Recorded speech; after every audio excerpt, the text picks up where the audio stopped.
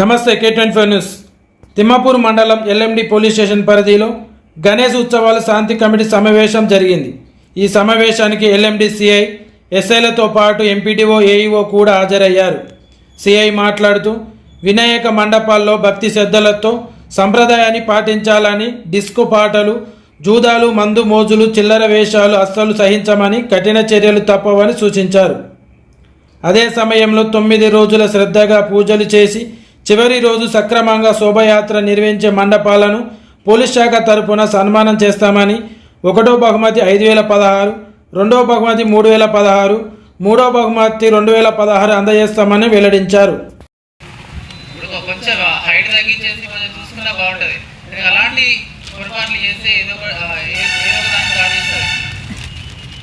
ఇక్కడ ఒక దగ్గర మన పాస్ అయితే మొత్తం మండపానికి అక్కడికి వచ్చే భక్తులకు కూడా ఇబ్బంది అవుతుంది. దాని గురించి మన కరెంట్ సార్ దాని గురించి ఎక్స్ప్లెయిన్ చేస్తారు.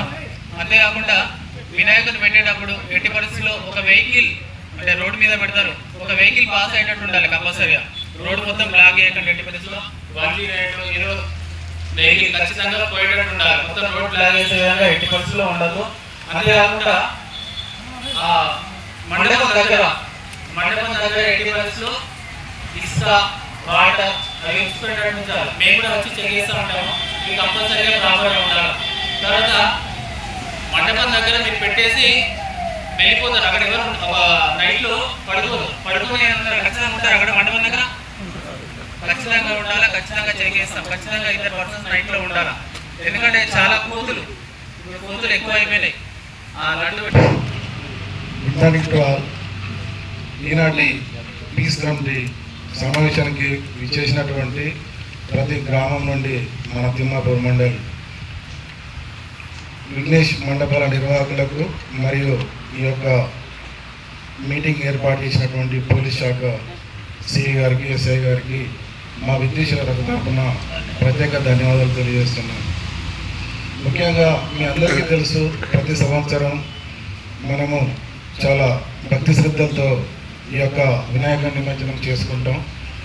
దానిలో భాగంగానే ఎందుకంటే మన వినాయకుడిని పెట్టే ముందు సేఫ్టీ ప్రికాషన్స్ అనేది చాలా అవసరం.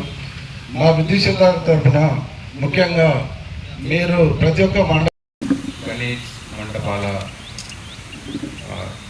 యజమానులు అంటారా, మరి నిర్వాహకులు అంటారా, వారితో సమావేశం ఏర్పరిచినటువంటి ఎస్ఐ గారికి, శ్రీకాంత్, అన్వర్ ఎస్ఐ గారు, ఏఈ గారు, ఎంపీడీఓ గారు, పాత్రికేయ మిత్రులు మరియు హాజరైన ప్రతి ఒక్కరికి నా యొక్క నమస్కారం.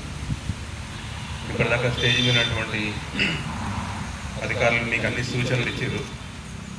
సో నేను చెప్పడానికి అయితే ఏం లేదని అనుకుంటున్నా. సో ఇప్పటిదాకా మీరు విన్నారు, మీ నుంచి ఏం రెస్పాన్స్ రాలేదు. నేనేమంటున్నా, మీరు మాట్లాడితే నేను వింటా. అది ఇప్పుడున్న సెషన్. ఓకే, ఎనిబడి ఎవరన్నా మీరు జస్ట్ మీటింగ్ లాగా కాకుండా ఇష్టాగోష్ఠి చేయాల్సినవి మీ ఇంటిలో చేయకూడని అర్థం, రైట్? అంతే కదా. ఎందుకంటే ఇప్పటిదాకా చెప్పిన అన్ని వింటారు, కానీ ఈ వినయాన్ని అక్కడ వెనక చేయకూడని అని అర్థం. అందుకే మీ దృష్టిలో అంతేనా కదా? మరి అన్నప్పుడు ఏం చేద్దాం చెప్పండి. ఇప్పుడు మా ఎస్ఐ గారు చెప్పిండు కేసు పెడతా అంటున్నాడు. ఇంతగానో బెదిరిస్తున్నాడు. అట్లా అవకాశం ఇస్తారా మీరు కేసు పెట్టడానికి? ఒక్క ఫోన్ కొట్ట ఎక్కువ ఏమున్నది, sir sir sir sir sir అంటారు, పట్టేస్తారు అంతే. రికార్డ్ చేస్తున్నాం అంతేనా? కేసు పెట్టడానికి అవకాశం ఏం లేదు. ఫోన్ జస్ట్ ఒక ఫోన్ కొట్ట అయిపోయా. నేను రెస్పాన్స్ రావాలి. చేస్తారంటారా నో అంటారా చెప్పండి.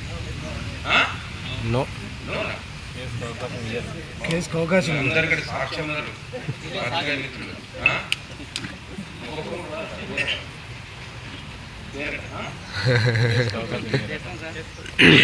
అంటే ఇయ్యారంటే ఎట్లా ఇన్ఫ్లుయెన్స్ వాడా, లేకపోతే ఏ విధంగా అవకాశం చేయరు? ఎక్సలెంట్. ఒక్కసారి సపోర్ట్ కూడా. ఎందుకంటే అంటే ఆనెస్ట్గా కొన్ని విషయాలైతే మనం ఒప్పుకుందాం.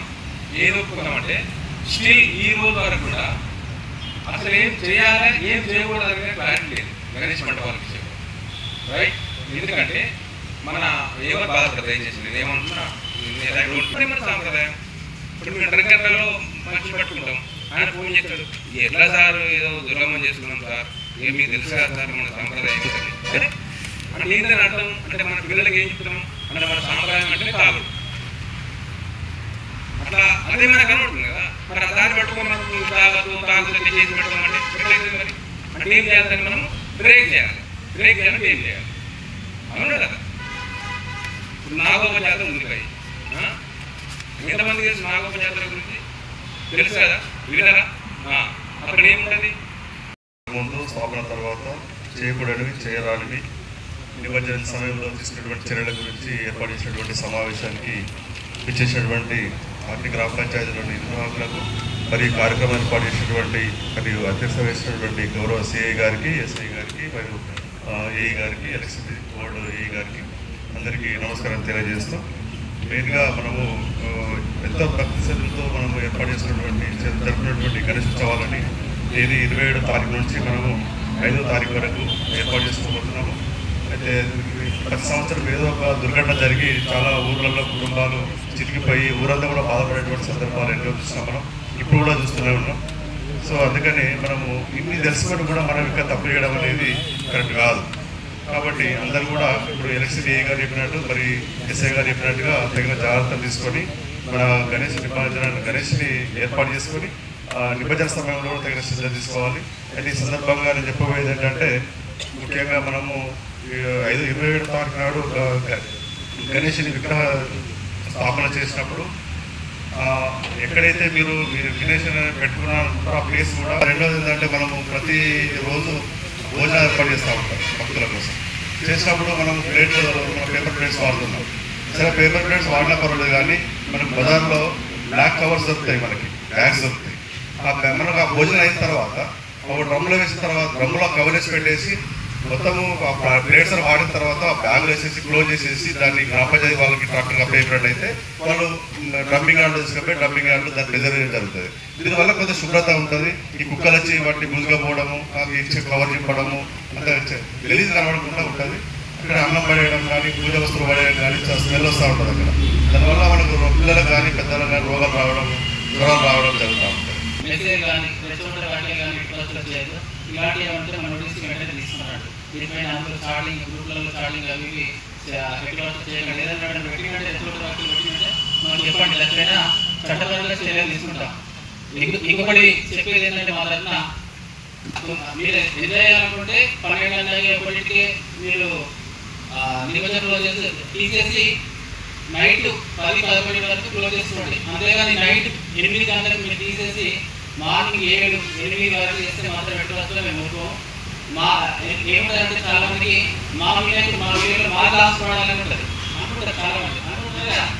అది కాదండి. భక్తి క్షేత్రంలో మంచి కరెక్ట్ టైంలో 12 గంటలకు 1కి మనం మద్యం సేవించి